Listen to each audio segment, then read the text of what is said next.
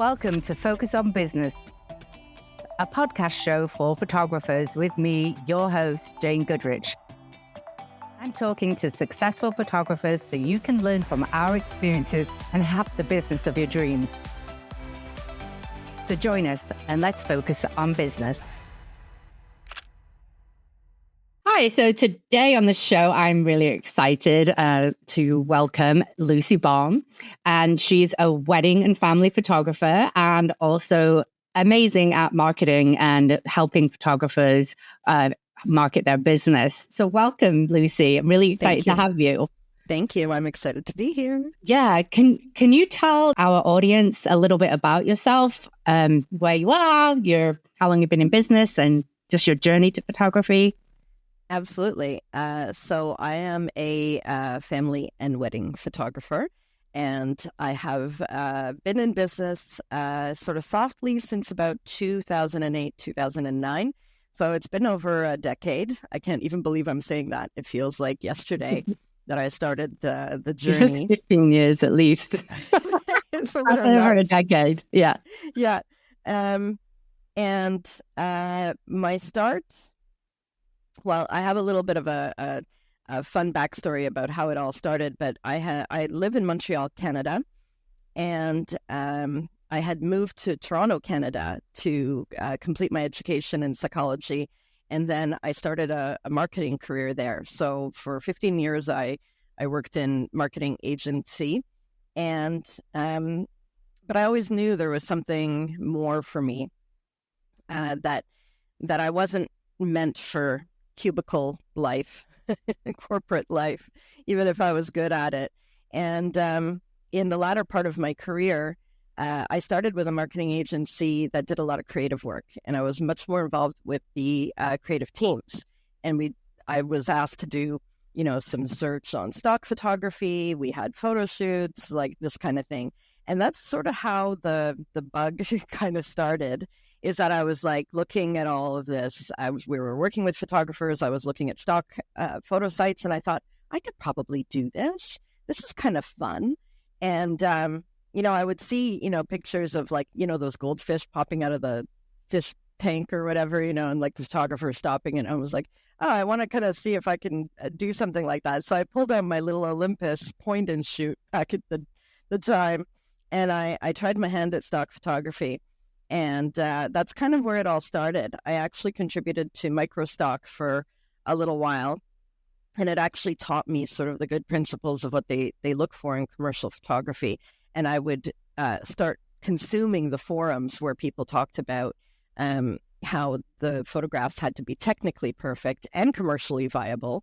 And so that's kind of how it all started. And then I got pregnant and decided to move back home to my closer to my family in Montreal. And my husband bought me a camera for my birthday, a DSLR, Canon Rebel. And I thought, well, I guess I probably have to learn how to use this, because I was just using my point and shoot for the longest time.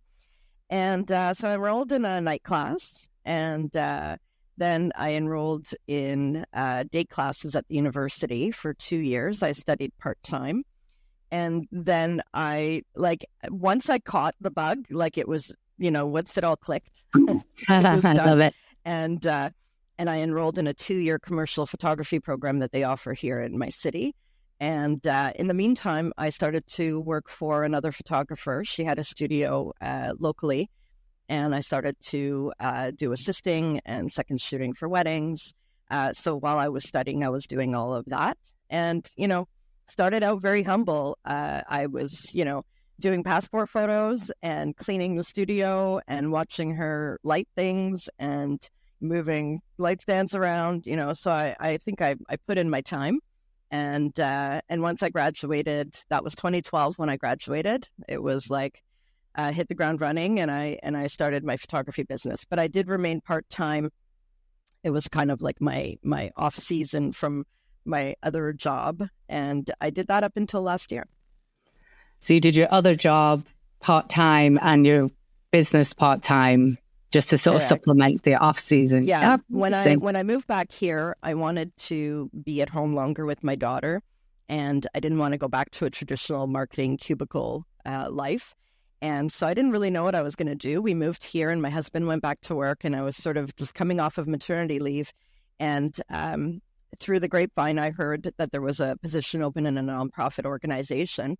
And I thought, well, it was 1 day a week. I'm like, that's a perfect way to get out of babyhood and get back into, talking with adults. And I'm like, how hard could it be to transition to nonprofit? And actually, it was really a challenging transition, because nonprofit is a very different, it has a lot of business principles, but it's a very different animal. But it was good for me at that time. And then when I decided that I wanted to go back to school for photography, it was full-time nights. So I appreciated having an extra income during the day that was very flexible. So I was working 3 days a week at that time. And then the nonprofit that I ended up working for the last 8 years, I had summers off. We followed a school year, because it was related to education. So for me, the two worlds didn't interfere that much. When it was winter here and people aren't getting married, I was working, and then in the summers I was off. But it did eventually come to a head, because fall was not good. I'd be like, September, I would go back to work at 30 hours a week. And then most of my weddings were September, October, even November. And I was like, nobody even talked to me until Christmas holiday. So eventually that time frame got to be a little overwhelming. And I finally decided I needed to pull the trigger and scale back on the day work. Yeah. So if you were to, thank you for that. That's a very interesting journey and I love the fact that you're actually almost like apprenticing with somebody because that's not often you hear that someone is, oh, I'm going to work for somebody else. I'm going to learn the trade. I'm going to learn how they're doing it. And also the business side of it, as you go. That's cool. Yeah. If you were to travel back in time, let's say 2012, I'm going to give you a day. If you were to, what would you have done anything differently than you did? Yeah. If there was probably one thing at 2012 when I graduated from the commercial photography program, would have been to scale back my hours to sort of flip the script on the two jobs right off the bat. There probably was a little bit of fear associated with that, to go off on your own. I had worked for the studio for a few years at that time, so I felt pretty comfortable there. And but doing anything on your own is scary to anybody, even if you have the business, the marketing all behind you. It's still you doing something new. Yeah. So I kind of told myself that my two jobs didn't interfere that much with one another, so it was a good balance. But if I were to go back to talk to my 2012 self, I probably would have said, do it sooner. And because for a long time, I loved what I did too. That was also a problem, because nonprofit work is quite rewarding, and you're helping your community. And I built up a community of people that I love in my local area. So it was really kind of hard to say no to that as well. We were talking about that earlier. Being a woman, feeling like accountable to other people. So part of that likely played a part. But I also have realized of myself that I tend to overstay things. I have overstayed relationships in my life. I have overstayed jobs in my life, and I overstayed this the balance of that work. Right? I think I could have done it a lot sooner, and I didn't. My reasons were valid to me at the time, but now I think back, it's been a year now, close to a year that I left the full-time work, and I thought I should have done it much, much sooner. Yeah. I think we all afraid of. Yeah. Well, I think it's really hard too. I mean, I look back and think of what I would have done differently, and it's a lot to do with it's similar too. It's even boundaries and knowing yourself. You're like, oh, I can do this. I can work 24/7. There's no problem. I'm a type A. Nothing. Yeah. I can do it. So I always like this question. So, and having a marketing background, I'm sure you'll have a good opinion on this. So if you're in Montreal now, say you had to move your wedding and family business to Vancouver, what would be, so it's happening in 3 months, you're moving. What would be one of Wow. the first things that you're doing? Panic, probably a little. Kidding. This is 3 hypothetical. months. Who gave me that timeline? Oh my goodness. That's a good timeline. Oh, give you a month. No, just give me 3 months. Yeah. So if we look at Montreal and Vancouver, they're on opposite ends of Canada. That's why. That's why I did it. So first off, there's that distance, and the first thing that would pop into my head is that the climate, the culture, the environment is very, very different. Me knowing my country a little bit, the vibe in Vancouver is quite different from the vibe in Montreal.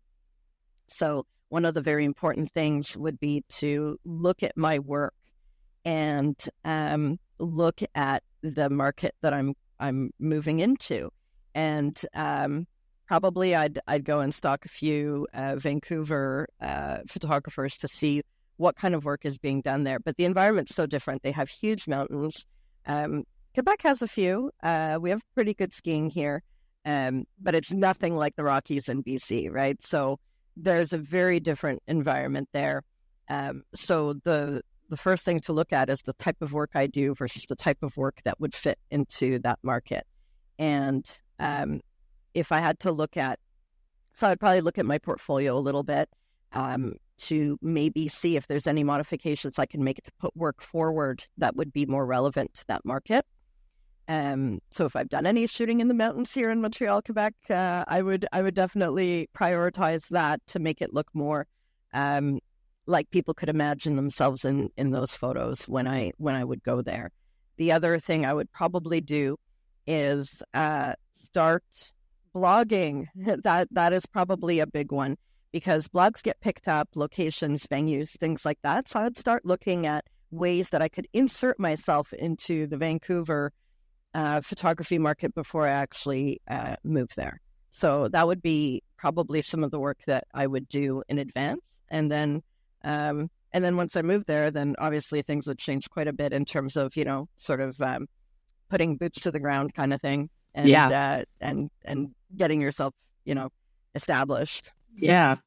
No, I love that. I love looking at the different markets to see, the vibe and see where you would fit in to that, versus I'm going to take this, what I have, and is it going to work? Similar to the fact that somebody could actually be very, very similar to you in the market and same price, and, you want to differentiate yourself as well. I love that. Yeah, I feel like your environment, I have a bit of a branding formula that I teach, and I've actually put percentages to the things that I put into that recipe, and environment is about 5% of what I would consider to inform your brand. So that 5% would be prioritized for me if I were to move to a different market, because the environment changes. Yeah. So a lot of, how like people say that they start looking like their pets? We start looking like where we live. We do. Like, I'm a Montrealer. I lived in Toronto for 15 years, and Toronto was very much more like a New York City kind of vibe. And Montreal is more like a Paris, European kind of vibe. So already between those two cities, which are only about 4-hour drive apart, there are a lot of differences. So when I lived in Toronto, I found myself being a different person. You go to different places, you see different things, you work in a different environment. And when I came back to Montreal, I sort of put my Montreal, sort of hat back on, and I was born and raised here. So it was kind of easy to slip back into that pair of slippers. But going into a new market, you will experience an environmental shift. The way that people interact even is different. Here in Montreal, there's 2 languages, French and English. In Vancouver, there are actually more than one language, probably Mandarin being maybe one of the top ones.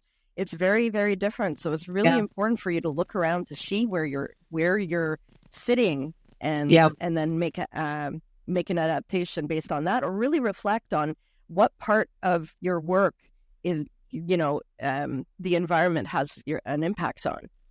That's amazing. I love that. I really do. I think that's so interesting way to look at it. And blogging, and that leads me to my next question. What is your favorite form of marketing? And I know you're a marketing guru, so you're probably like, I love everything. But if you had to pick one, I have kind of a loaded question. It's a loaded question for me because I have some really strong views on marketing.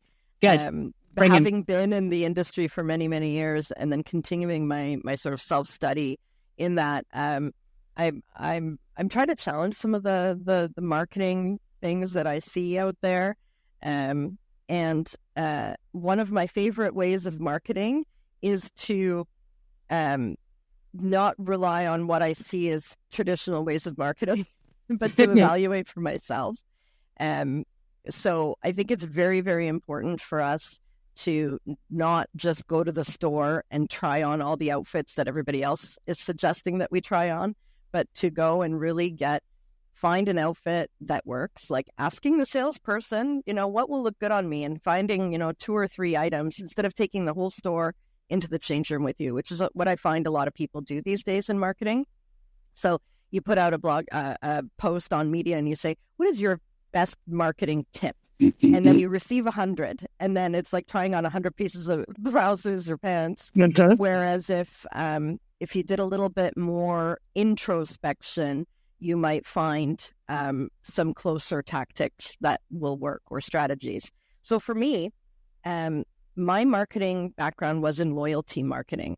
So loyalty programs like, point programs, air miles, that kind of thing where people are gaining points. The whole point is to remain loyal to the brand, to the company, and retention programs for employees. So to keep people happy in their work and to have them stay longer and that sort of thing.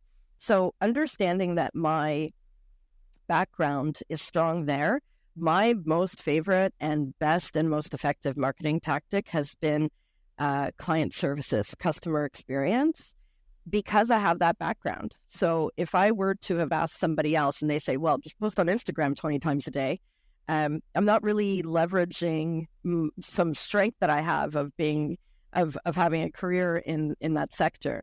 So for me, client experience always came first. And that probably had a huge influence from my past, where you wanted to make sure that people go into your organization happy and they leave even happier. And then the maintenance of that. So referral and rewards programs. So a lot of times new photographers want to find new clients, like bring me all the clients. But what about the clients who have already come through once? What about them? It's a big forgotten place. So for me, I spend a lot of time crafting my experience. I have a lot of experience in customer service, conflict resolution. So I feel like I'm very strong in making sure that people feel good about how they're interacting with me. I'm very strong on process. So how people interact, making sure that they have, easy payment systems, that I have good reminders for their sessions, help them plan it, have them leave happy, and then connect with them afterwards. Yeah. So for me, weddings and family are related. And I have a lot of my wedding clients who come back once they get pregnant and have maternity photos with me. First child, second child, third child. So on my website, for example, to use that as a marketing back to the masses, let's say, is when I put a testimonial on my website from a client that I've photographed 3 or 4 times, I'll sign it, third time client, and then say their name as a signature to that testimonial. So a lot of times we just put, the name of the person or that kind of thing. I'll put in third, fourth time clients for people to really indicate to them that it's a relationship, long-term relationship, the one that I do want to overstay. And that for me is one of the most effective things. So word of mouth is huge for me because my clients come back, they recommend me to their friends, colleagues, and so I have, and that comes from my background, and I didn't just kind of pick it out from the air, right? But also, like you've planted planned your business, because a lot of people are just wedding photographers. And like, it kind of for me is, I mean, I'm a newborn and family photographer, so repeat business is my world, right? But to get from weddings to then being families, it's like, I feel like a lot of people are like giving up that retention of the clients if they're not doing family photos. And then you're just having to get more and more. But you still could have word of mouth referrals from friends getting, engaged and stuff. But it's gone both directions for me, for example. So I have been hired to do family photos, like newborn photos, for couples who have lived together but have not been married.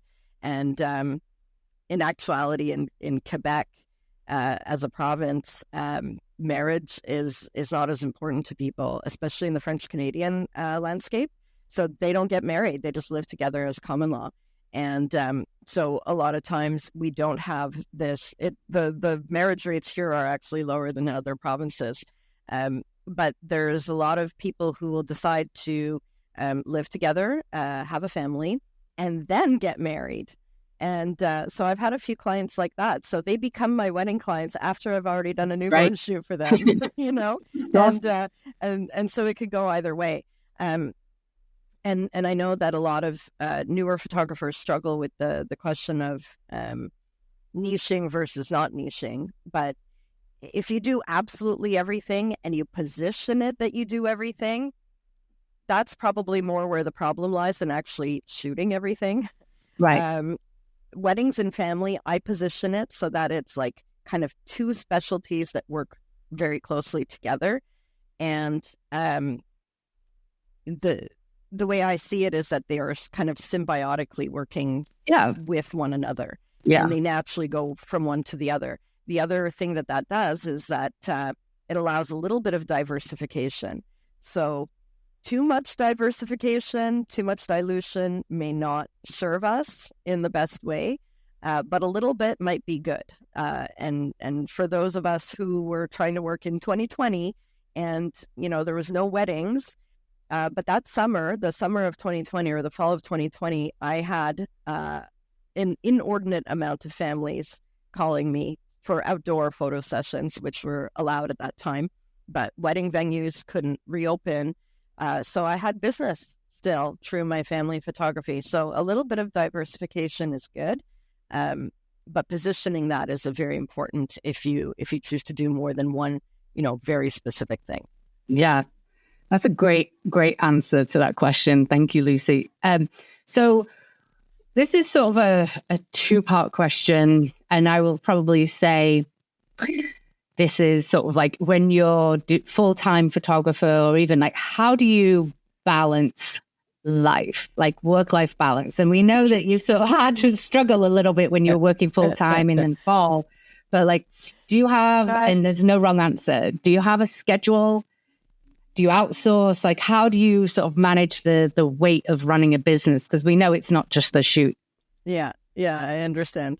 This is one of the places where I've sort of developed a little bit of a controversial, or maybe not controversial stance, but about a year and a half ago, when I decided to look a little bit more heavily on the marketing support that I do for photographers, I rebranded that education piece, and I had kind of an epiphany. It's probably too long a story to get into, but I had an epiphany that work-life balance actually does not exist. Oh yeah, no, it doesn't. I have a different approach altogether, which helps with that. But the result is that if you think about balance, so if we think about a seesaw, like our old school playgrounds, the balance is when both people are equal on the seesaw. And how often does that happen? There's always somebody up or somebody down, right? So the concept of balance is a concept of struggle, the struggle for a maintenance of something. And the reasoning is that if one wins, then the other loses, right? So the epiphany I had is that I don't actually have work or life as two opposing or separate things. I just have my life's work, which work is inside of my life. And when I go to work, I don't forget about my family. And when I'm with my family, I don't forget about work. So the epiphany that I had, and it created a pillar system that I go with. And the pillar system there's five pillars. And it's not a balance, but it's a harmony of all 5 pillars. And it actually can explain why a lot of photographers struggle, because they don't have unity across their 5 pillars. Their pillars are body, mind, energy or your brand, wisdom or your business, and intuition. And I borrowed them from yogic philosophy. It was a book I was reading at the time where I had the epiphany. And I was like, I don't really want to balance. What I want to do is I want to live and fulfill my life's purpose. And so the pillar system came from the 5 koshas in yogic philosophy they're all nested, Right. So your body, your mind, your soul, your wisdom, and your intuition, they're all nested within you. And so we all have these in our life's work and in our business as well. And so, for example, as a photographer, as a wedding photographer, my body takes a lot of abuse. 12-hour weddings, carrying equipment, heavy lenses. If I forget about my body in my equation, so if each pillar contributes 20% to my 100% success and thriving in my life, then I need to spend 20% on that part. And so part of taking care of my body would be sleep, recovery, fitness, strength training, any number of things. And so if I'm a mini session photographer and I do a marathon of minis with no time in between, 10 minutes, every 10 minutes there's somebody, and you do a marathon like that and you burn yourself out and you're editing into all hours of the night, you are lacking in your body pillar. And that means and your mind. I'd lose my mind. Yeah, and your mind. Yes, exactly. Because then you have clients who are pestering you for photos and asking for special edits where, you weren't supposed to do any because it's a mini. And so now I start to see why we have these gaps that we feel like, why is it that I'm doing everything in marketing, but it's not really working? I call the mindset pillar the great annihilator of my business pillar. So pretty much everything that new photographers try to do in the actual marketing and business is annihilated by their mindset of fear and doubt and hesitation and, I'm not good enough, imposters. So one can really easily see how unity across all of your 5 pillars will get you to a more stable place. So I like to say that balance is like a monopod. So you're carrying a camera on a monopod. You always have to hold it, right? So the energy is in holding the monopod and not in actually, necessarily taking the photos. There's a piece of you always dedicated to the balance. Right. But if I have a tripod and I put it down, my hands are free.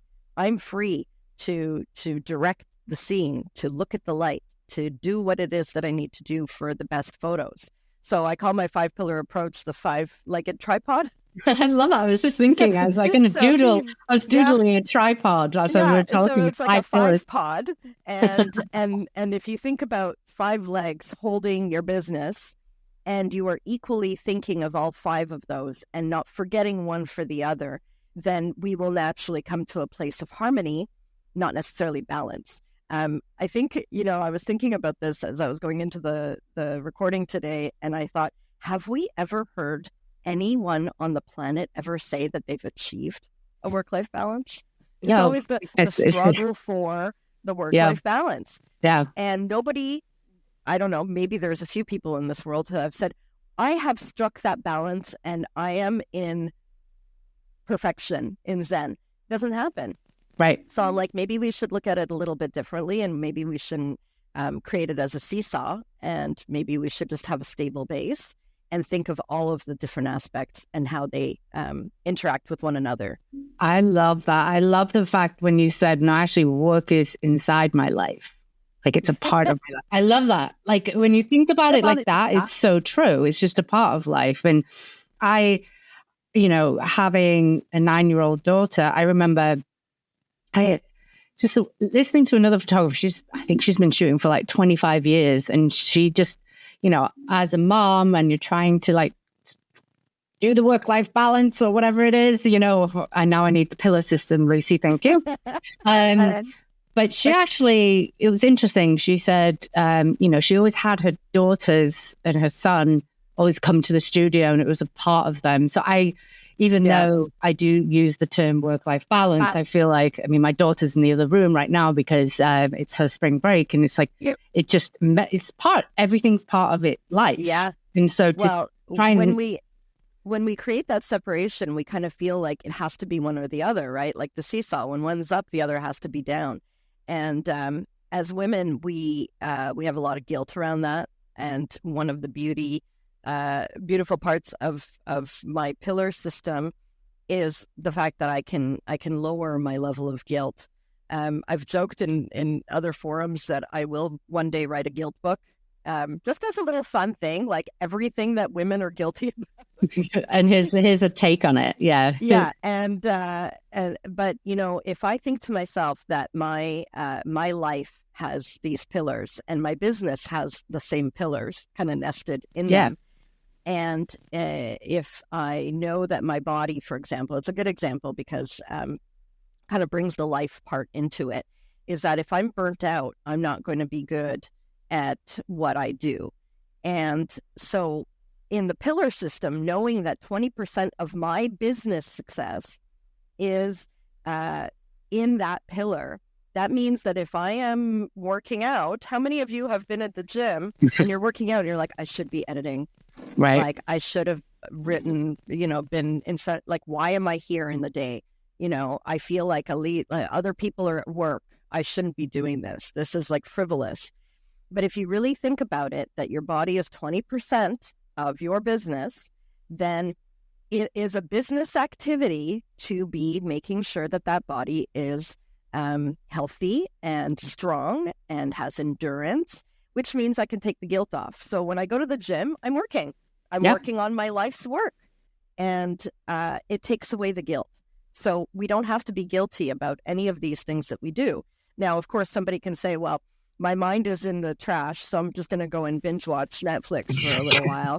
And that's still working because I am taking a break for a mental recovery.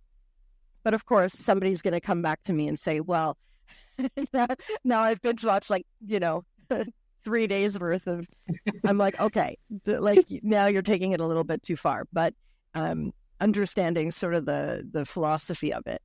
And the guru that actually had, where I got this epiphany from, he actually said in one of his YouTube videos, he said, do me a favor. He was talking in front of a group of people, and he said, do me a favor right now, leave your body for just 1 minute. I'll wait. You leave your body and then come back, and then we'll talk again. And everybody, of course, laughs because we cannot leave our body, right? And so we realize that this whole work-life balance is framed sort of in a very stark, very polarizing way, that it either has to be one or the other. And in actuality, we are one body. Everything's within that body. We can never leave. So we have to use our minds and our bodies to the best of our ability, listen to our intuition as well, because that goes into like red flags, which I think we're going to talk about. You can't ignore any of those. They're all sort of already inside us. So it was really a huge epiphany for me when I read that book, and it sort of started me on this new journey. And it actually underpinned the fact that I left my full-time job. It was that impetus that made me go forward. So I think you should become a therapist for photographers. How about that? I'm like going to call you life therapy. I do have a psychology degree, so that also plays into it. Yeah. Again, when we build on our strengths, this is one really important part, is that photographers often look outside of themselves for all the marketing stuff. But if you look inside of yourself, you find those really important bits and pieces that take you into the correct methods of marketing for your business. Oh, 100%. I couldn't agree with you more. And I think you have to know yourself. Don't take, I mean, there's like 100 ways to market. If you're not a Yeah. great writer and you don't know about SEO, outsource it. Yeah, like there's, exactly. if you don't like being on camera or doing reels, you don't have to. Like, there's, Yeah. if you're good at absolutely everything, you just have a job. Like, for example, social media manager is a full-time job. Yep. A blog, people will design websites. So you have to give yourself a little bit of break and like charge enough to outsource. But let's talk about intuition and Okay. do you have any red flags or does your intuition go off when an inquiry comes in? Yeah. Intuition's an interesting part because we often try to ignore it or tend to ignore it.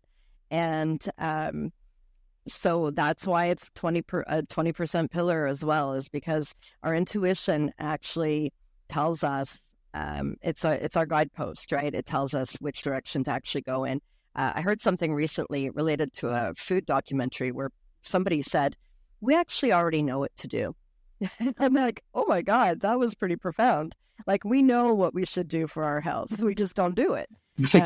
And the intuition is sort of similar. We know when we're being told to do something and we know if it's right, but we allow mindset to come in and to change our mind. And the thing is that they're two separate things. So your mindset is your operational brain. It kind of works daily to sort of, execute on your daily tasks. But your intuition is this deeper thing that comes from somewhere else. And I won't kind of go into where I think it comes from because I don't really know. But just like, we plug our phone in to a charger and then we download updates to our phone, it's sort of similar. Like we are connected to something and there's a source that wants to download an update to you and you have to listen to it. If you ignore it, then your technology is not going to work, right? So we ignore it a lot, and we ignore it a lot when it comes to creating our business, like when it comes to pricing and when it comes to deciding what model we're going to use for our business and that sort of thing. But then also allowing other people, like the people, into our business. So in terms of red flags, I'd like to think that I was strong enough in those areas that I never really attracted, or I knew how to attract a client that I wanted to work with. So I have had very few people who have really sort of made the hair on my, arms stand up. But I do have some insight that if people are pricing you, so if there's a lot of talk about price, Chris Sacca, who's an investor extraordinaire, he was on Shark Tank, I think. He's invested in Uber. I came across a quote by him once. He said, if people are overly focused on the numbers, and I'm paraphrasing, but if people are overly focused on the numbers, it means that they're struggling to find a reason to care about you. And I was like, wow, I love that quote. So if somebody is approaching me with all numbers, then that means that they're not really caring about who I am or what I do or what I can do for them. The number is the almighty value for them. And that's fine. Some people are value driven when it comes to money, like money value driven versus other value driven. And that's fine. We're just not a fit, right? So it would be a red flag for me for somebody. And I have had those requests where somebody's like, how much for this? And I'm like, hi, how are you? Thank you for asking how I am. Or what there's a human at the end of the there is, yeah. And then the other part of that, which I have seen, I don't think I've ever actually encountered it, but I've seen other people encounter it, is when people start to make changes to your business. They're like, well, thank you for presenting your pricing, but could you do $250 for 3 outfits? So like, when did this open as a negotiation? Right? I'm like, this is, I wouldn't go into a store and try to negotiate. People do, though. Yeah. People do. So it's just how that people would be a red flag. Or somebody's like, can you modify your contract to do this? I'm like, okay, that would be a red flag for me in terms of like really tangible kind of business things. And it goes back to that struggling to find a reason to care for you. And my solution to those things is like a lot of times people are like, what can I put in my contract? Or, what can I do to stop these things from happening, from re-editing my images or whatever? I'm like, you got to start well before that, like way before. By the time they get to my website, if they're thinking about modifying my contract at that point, I have let in the wrong person to begin with. Like, I have to close the front door to those people to begin with. If they come in, they need to gracefully have an end. If I've let in the wrong person, I still have an obligation to have them have a complete journey in my business, however that might look like. I'm now obligated. But then the next time, I'm going to be better at not letting that person in to begin with. Having them not ever even find me and contact me is the ideal situation. Yeah. And I think it's interesting because there's all the should you have your prices on your website? So you're not, I went for a period of not having them on my website. And then I put them on my website because I just didn't like the price shoppers. So I was like, here you go. And it was very clear. And I think I like what you said is like, try to sort of, stop the price shoppers before, and the thing about it is there are always people that are going to negotiate. It's not, they're just, it's their culture. It's fine. Just, you have to have firm business policies of like, this is my pricing, copy and paste. That's it. And actually there's a distinction. There's a distinction between selling and running. And I've written on the topic before because you've probably seen it as much as I have, where you see a post and somebody's like, somebody asked me if they can change something, like if they can have more time or whatever it is. And people are like, run. And I'm like, that's just selling. That's typical sales. And I find that there is a lack of education around sales. It's a huge field. And like, if you think about the sales and marketing and promotional and PR fields, they're huge, huge fields with billions of dollars invested in them. But photographers, for some reason, think that selling is what they just start to do when they start business without, they don't see that there's like a whole wealth of education and information to actually do that. So they think, oh my God, I'm selling myself. What do I say? How do I do it? But there is a distinction between selling and running. And oftentimes people think that they encounter red flags, and they're actually not red flags. They're just typical sales objections. And there is a way to overcome those objections. Actually, there are thousands of websites that will, help teach you to overcome objections. But in photography, I find that, it's a very personal journey.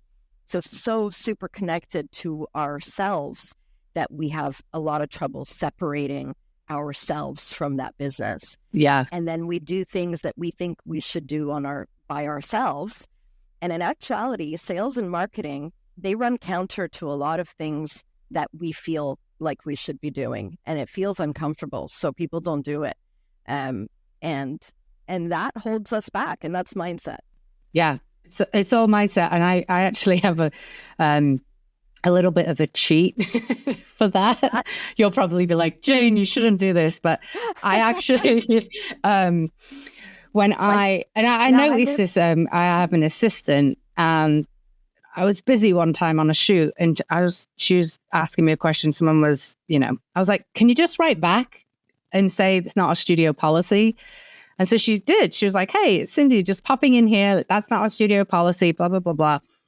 So freeing because it's so personal. And so like sometimes when she's not here, I'm Cindy, like, I'm just kidding. But like, I think it's just like, because my name is my business. Like I feel like if I sort of object now, like then they're going to like not, then the shoot is, and I'm pretty confident. Been doing this 14 years. I've got repeat clients out the wazoo. But like, so I'm like, it's so personal, and you're just trying to like capture them as humans, and so having a studio manager, air quotes, if you can see that, is really helpful. It really is. I think your hack is brilliant because we need that separation. And I often say that photographers are pricing their insides. and Mm. not their business, Right. because you're pricing your self-worth. And if your self-worth is not good, you're going to price low. If your self-worth is high, you will price higher. And the thing is that you shouldn't be pricing your self-worth. You should be pricing your products and services, like your Right. tangible, like the you go out and you buy a product, and that's a product.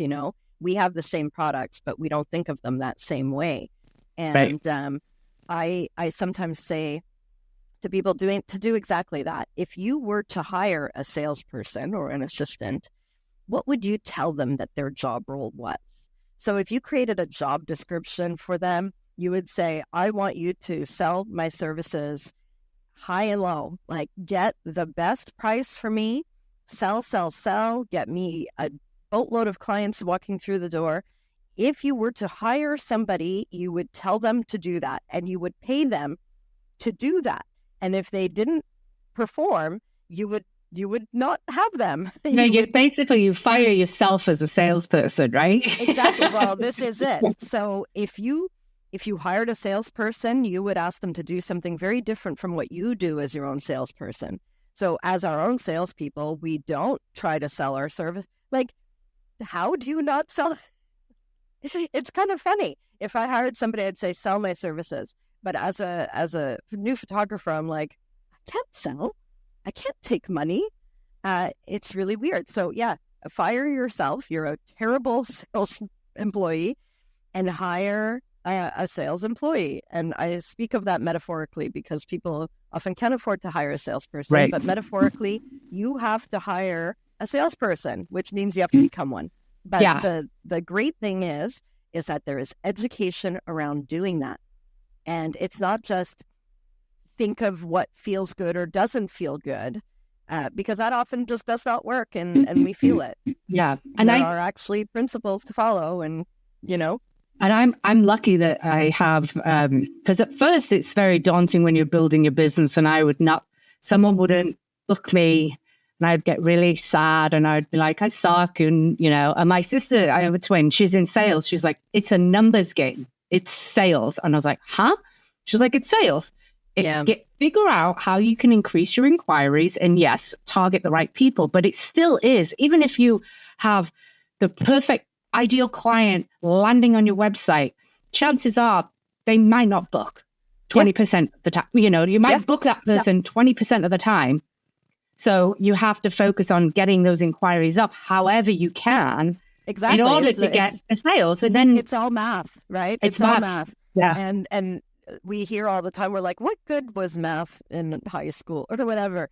But math is everywhere. Math is in nature. Math is everywhere. And it is actual math. It's numbers. So statistics. And you have conversion rates. And I was actually talking about ghosting recently. I've posted a series out on my website, and I based it on old school practices, because I find the old school has so much to teach us, and people don't go back to listen to all the old greats, the sales greats. And actually in direct mail, precursor to email, which is kind of the similar like a similar sort of strategy, as direct mail is like stuff in people's mailboxes, right? Physical stuff. And conversion rates are about 2%. And they consider that to be good. And so if you have an email conversion of 2% on your list, that's considered pretty good. And if you think about it, that's 98% no or ghosting, right? And so when you put it in that perspective, there's going to be a whole lot of no's. And you have to be willing to understand that it's not you. It's a business game. Yeah. Right. I actually did direct mail when I first started. Actually, I think I got like and it was 2010. Yeah, about 2%. And I actually, there was the bump when it had like a book, and, I bought mailing lists of people that would do, and I would like handwrite the card, and I actually got quite a few from that. So I think I stopped it, I think in 2012, 2013. Just because but it was a really good way of building up a business. Like, you have to think outside the box. There's certain things that are old school. And do you think, I don't know. I think it's interesting to think of the conversion numbers because we don't think of it enough. We just get very personal with that one person that emailed us, and I'm Yes. guilty of it too. But it goes Yeah. away. And yeah, I think the one thing that, especially if you're a newer photographer, you get to a point where it isn't, you'll get enough inquiries if you keep doing the work. You'll get enough repeat clients. So it doesn't feel like a slog. I mean, you've been in the business, you say not a decade, but a little bit more. Yeah. And same More. here. So you have a lot of repeat clients. So you have the less stress, but it's really, you don't have to think of it. That's what it's going to be like for the rest of your business. It's an awareness stage that you're at. And again, it really, it has to do with having, sort of all the pillars in place, because if you think about how, like, bringing people in, so having more inquiries and converting more, a lot of new photographers think that price is the way that that's going to happen. And that's why there always needs to be that qualifier, because, okay, all of a sudden you lowered your prices to like nothing. And of course people are coming to you. And then you have a lot of people, but the quality is not there. And you're burning out, and your mindset is in the toilet because people do not value what you do. They're asking you for the world, over editing, over delivering, delivering quicker, being very demanding. And then you are in a position where you are completely, I think that's a lot of like the rock bottoms that a lot of photographers hit. So the numbers really have to be looked at with a sound mindset and a real understanding of that, because I call price the Lightroom, or like, I don't say the name Lightroom, but software. When you are editing, you bring a picture into a software to edit, and you're only sliding one slider back and forth. So if it's your exposure slider, you're sliding it all the way up, and you just have a white screen, and you go to the lowest exposure, and you're completely black screen. And that's pricing. Like, they are just changing one dimension of a multi-dimensional entity and hoping for some results. So sure, if I lower price, I'm going to get a whole bunch of people who may come in and buy what I want, but it's not at the price I need, number one. And then there's a lot of people who are not valuing what I do, and I'm being burnt out by it. So there has to be a multi-slider, just like we have a preset or a recipe for achieving a beautiful photograph, we need to have that same set of multidimensional approaches to our business. So one thing can never be forgotten for the other. So if you have a lot of people and you're converting a lot of people, but you are having a terrible go at it, it's not gonna be sustainable. Right? Well, that's the thing, is it's not sustainable. And once you get to a point where you realize the amount of hours and the costs that come into your business, because right now you think, oh, I don't have any costs, but your camera will fail. You'll need a new camera in 3 years. You'll need a new computer. You'll need a new lens. Like, you're not budgeting enough for that to pay that. And know, and I'm guilty of this too. When I first started out, because you try to put on, your rose-colored glasses and think the best of it. I remember going and looking at a calculator and throwing in some costs in there. And I'm like, well, I'm not going to do that my first year, so I'm not going to put in any costs for that. And I'm not going to, put in a lot for that, because I just got a new camera, so I don't have to replace it for a little while. So my equipment's going to be like zero. And we tend to try to create it so that the numbers don't look scary. And because when you do look at them and they're scary, then you're paralyzed. You don't know how to overcome it. And so a lot of times when we encourage people to do their cost of business, they will do it in the way that's most favorable for just ignore it. Self-esteem, or ignore it altogether. Yeah. But if they do actually do it, and the daily cost or whatever session cost that you need to obtain, they'll start playing with it. And I did the same thing. I was like, how do I get that down? I'm going to pay myself less. and I'm just going to modify the numbers until they feel better to me. and then I'm going to forget that I need to eat every day. Right. Right. Yeah. And so it's the mindset again, working on that, right? But I also have, I don't know if it's the psychology part of me or the marketing part, or maybe a little bit of both. But I've started to rename things as well in the marketing industry. So I've actually renamed cost of doing business, because if we think about the definition of cost, it's a penalty, right? There is a cost associated with something, like a personal cost or a financial cost. And so when people think I have to do a cost of doing business, I'm being penalized in some way. It's a negative.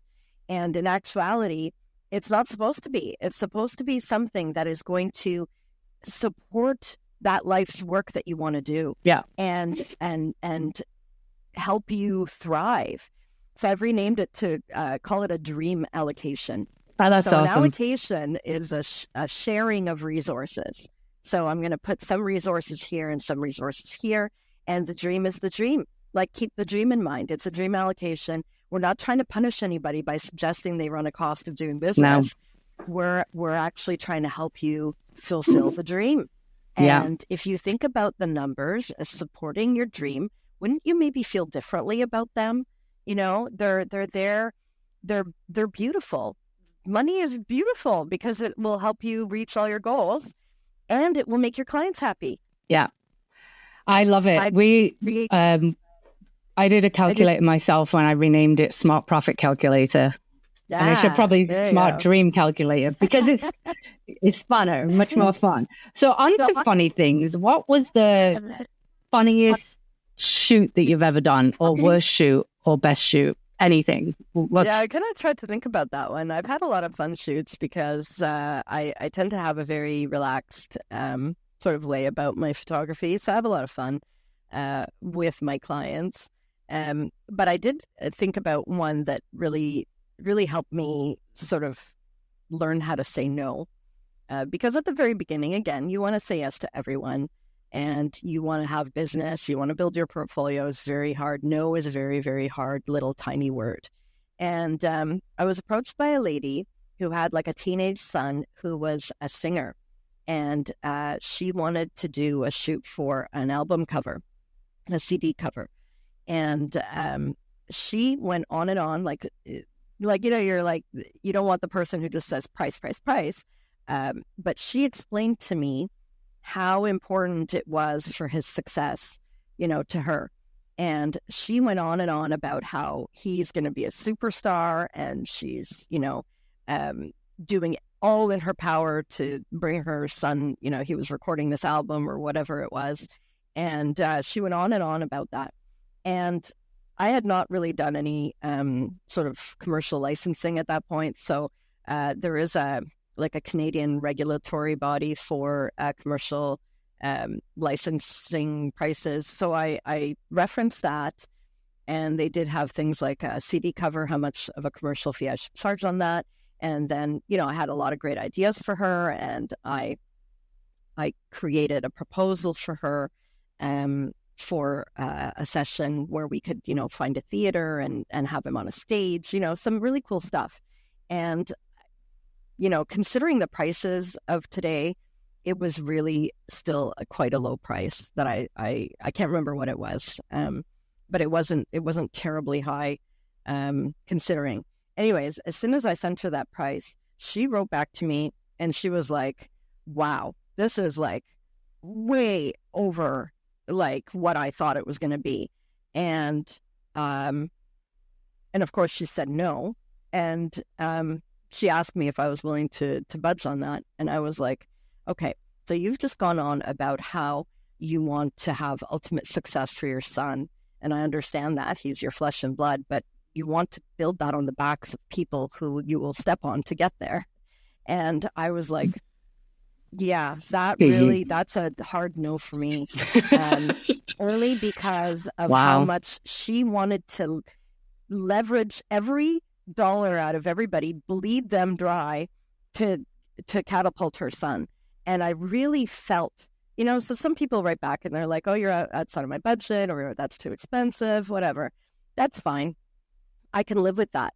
But just how, just the message from her was really, Like, she didn't care. She just wanted the cheapest price out of me. She didn't care that I would care enough. Like, the price helps me care enough about her son, right? Right. It does. Yeah. It allows me to give him the very best. And the fact that she just wanted to suck every dollar out of me but she wanted her son to make millions off of that CD, and not fair compensation for me. So that was a really big lesson for me, where I was like, you know what, I am no. I wonder if it's actually her son or that wants any of this, like sometimes I'm like, really? Is it your son that wants this or you want it? He was 13, so I can imagine what that dynamic may have been. And I appreciate the fact that we all want to see our kids succeed. And of course, you save money along the way, but really just her approach for how little she cared for me, and the dollars I got for helping her son become the superstar that she had in mind for him really, really sat badly with me. And I think it was really at that point in time where I drew the line between, like, I'll take anybody and everybody in front of my camera to build myself up. And I was like, no. And really, I hope that the switch turns on for everybody through these types of educational forums, where we finally realize that we don't have to stoop down, and we don't have to, lie down and let people walk all over us to get what we want and need. And in actuality, it's like the worst thing that we can do, because then it tramples on your own self-respect and all the rest of it, which doesn't help you to succeed, right? No. So if you feel defeated, that mindset, again, it's not going to help you move past it, right? So when we finally say, I'm worth more than that, and my business is worth more than that, then at that point you can start doing the right things in your business to actually move the needle. Yeah. I love that. I mean, you've given so many tips and chock full of advice, but if there was one tip you would give a new photographer that's starting out, brand new, been in it for a couple of months, what would it be? The absolute best thing to do is, I always say to new photographers, is build your foundation. Like, build your house so you could live in it.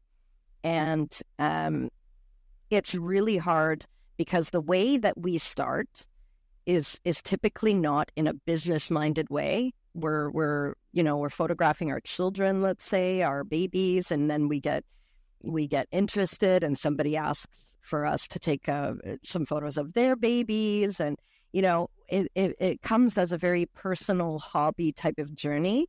So it's very hard. Like, so then you say, well, I should start charging because I'm spending a lot of time on this, and I've got my camera I want a better lens, and so then you're like, what should I charge? And then it all just becomes like a I'm going to, close my eyes and point at what somebody else is doing and things like that. So the process itself doesn't make it easy for us to sort of draw a line in the sand and say, wait a minute, now I am starting a business. Yeah. And I need to do business-like things to start that. So the biggest piece of advice is to understand that when you decide to take money, it means that you are starting a business. Those three, that magic phrase. And when you start a business, all of a sudden you realize that there are very certain things that you must do from a legal perspective, from a business perspective. There are certain things to do. So it's really that switch that I feel is the hardest. I agree. Because otherwise it's like, what do I do? I'll just take the next, I'll just kind of pretend or make up or, look at what other people are doing and do that. And they may have it wrong. So you're following people. Yeah. I mean, 99% of the time they have it wrong. If you're, I think that's, I always say that we kind of come into it thinking it's like a job, but it's actually a business. So to switch that frame of being like, oh, it's a business, and businesses have costs, and like take those costs and then pay yourself. So like, I love how you said, just sort of like as soon as you start taking money, it's a business. Yeah. And to think of it that way, because it really is. And then what would you do? You go to an accountant, there's so much free information in the US as SBA. There's a lot of resources that are out there to help you do it. And it doesn't help that it's a creative business too, because there's an art to it. So we don't consider it a business in many ways. So there are a lot of factors that sort of are against us when we're first starting out and thinking about the right things to do. There's an author, I can't remember his name, but again, a very old book, like from the early 90s or something like that. That's not that old. Not that old, but it's a very hard book to digest. I think he was like a professor somewhere, and he's talking about business, not necessarily photography business, but other like big business. And he says something like, people are usually going out of business very slowly or very quickly, but they are going out of business. And if you do what other people do, you're either going out of business quickly or slowly. Right. And that has stuck with me too. It's really great advice, because when you look at what somebody else is doing, how do you know that they got it right? And then there's this sentiment that like they look busier than I am. I'm like, yeah, and they could be crying in their Cheerios. I use that. Well, they could be too. Posting. Yeah, they could be posting old work. It doesn't matter. Like I think, like the in our society today, everybody could look very successful, but not actually be very successful. So right. Even if they're doing a lot of work, if they're not bringing in enough income, they're going out of business slowly or quickly. And if you follow what they do, you will be doing exactly the same thing as they are. And so it's not necessarily good to look at what other people are doing, but to look at what the business world is doing. Yeah, and doing those things. I actually, throughout my career, I've sort of my pillars, I'm going to phrase yours as, my mindset at some point when I think we had an influx of very lower price photographers that were actually very good. I actually had to I was being triggered. And so I was like, I'm unfollowing people. I'm going back and I'm staying in my lane, Jane. And I had that on my computer. I do have a good name to rhyme with it, but like you really need to stay in your lane. What is going to make your business successful and not worry about other people? Yes, you can keep an eye on them, but like just because so-and-so looks like they've got a great mini session in the beaches doesn't make any bit of difference to your business. None. It's not impacting you at all. I think it's, I don't know if he originally said it, but Simon Sinek said, the only competition is yourself. So you just have to be better today than you were yesterday. And I also hear, things like market research being thrown around. So somebody will go and take a look at what a few other photographers in their area charge. And I lived in marketing agency for many years, and one of my main clients was Procter and Gamble, and Procter and Gamble Beauty, and they have a lot of products. And they did a ton of market research, and I was involved in a lot of that kind of work.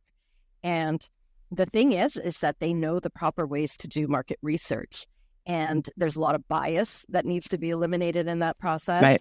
And there's a lot of sampling that needs to be taken. So if, you're a new photographer and most of where you're getting your information from is Facebook, it's very skewed and it's very biased. So I'm not against market research, but if you're going to look at a few other photographers' websites or Facebook pages and call that market research, I won't believe you. So if you look at, 3 or 4 other photographers and you say, well, everybody in my area is charging X. And I'm like, everybody? Well, I do think, that's a very skewed way of looking at things. You cannot tell me that everybody is charging, almost no money for their photography. And you have to, if you're going to do market research, do it properly, which most won't do, because if already they don't have the sales experience to have done it in the first place, they probably won't gain it, right, at that point. Yeah, and I think in newer photographers' defense nowadays versus when I started, there is a lot more visibility to what people are charging on Facebook. And I will say, because I've had repeat clients, I don't focus on my website anymore. Like, so I'm not ranking, and some newer photographer is ranking, yet I charge 4 times what that newer photographer charges. Yeah. So even Google research isn't accurate. No, exactly. In 2 years can go out of business. So what you said, you keep an eye on other people, but you do not base what you do on other people. You keep an eye on them because you want to know what's going on in your community. Remember, we talked about that environment thing at the very beginning. Environment is also what other photographers are doing in your area. But making the mistake of doing what they do, thinking that it's the correct thing or that it's the right thing is where the error lies. Right. And you also said something very important, visibility.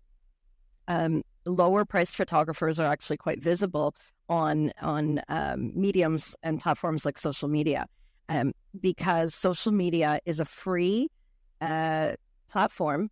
So everybody migrates there because when you first start out, you have no money and right. you want to try and make some money. And so you're leveraging free platforms. So the visibility is just because somebody is visible doesn't mean that they're the only ones there, right? And I say that most very profitable photographers are not visible on Facebook because they have found alternate successful means to find clients. And again, it goes back to that, where are your strengths? Look inside of yourself to find out what your best marketing strategies are. Because when you just start out and you do Facebook, and then a few weeks ago, Facebook went down. So what would everybody have done without Facebook? And then if you think about it, photography has been around for a long time. It predates social media. What did people do before that to gain business? And so starting out and thinking that Facebook is your only place ever to do anything is another error, but it's a natural error. We all make these errors, right? Because they are because our process naturally lends itself to these easy, open, low-hanging fruit type things. But like I said, at some point you will flip the switch and then you will be like, why was I only doing that? Or why did I only think that I could only make this amount of money, and that kind of thing. And that's what we're trying to move the needle so that you have that switch sooner than later. Yeah. That's what we're all before the trying to mental do. breakdown. Okay, this has been so amazing, Lucy. Tell us how our audience can find you, and we will put it in the show notes, but this has been fantastic. Great therapy session too. It's not the first time I've been told that I'm a good therapist. Maybe I should have gone into clinical psychology. I did have a crossroads where at one point I almost did that. But I've been told more than once that it is part therapy. So everybody can find me on Instagram, let's say, at Lucy Baum. That's my handle. My website is lucybaumphotographer.com. And my marketing website is Shine Sparkle. And you can find me on Instagram too through my profiles are connected.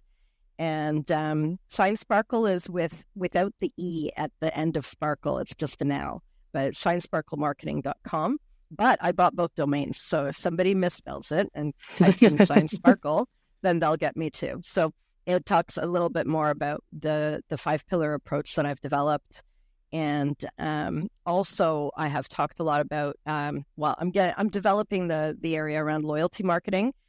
Because that's my strength, and loyalty marketing is what gets people in the door and keeps them there. So that's a very important part of our business, that we can't forget the never-ending rotating door of bringing people in, is that once they're in, we have to keep them in. And of my marketing system, that's the sparkle part and the love part, which is Shine Sparkle with the L is the L stands for me, Lucy, and it stands for love in my marketing system, where you give people a whole lot of love so that they come back to you for many, many years to come. Cool. Well, I definitely check out Lucy's website. It's been absolutely amazing. And thank you. I'm definitely going to Maybe call you for a therapy session. I'm here. I love talking marketing and psychology. So No. yeah, you don't have to twist my rubber arm.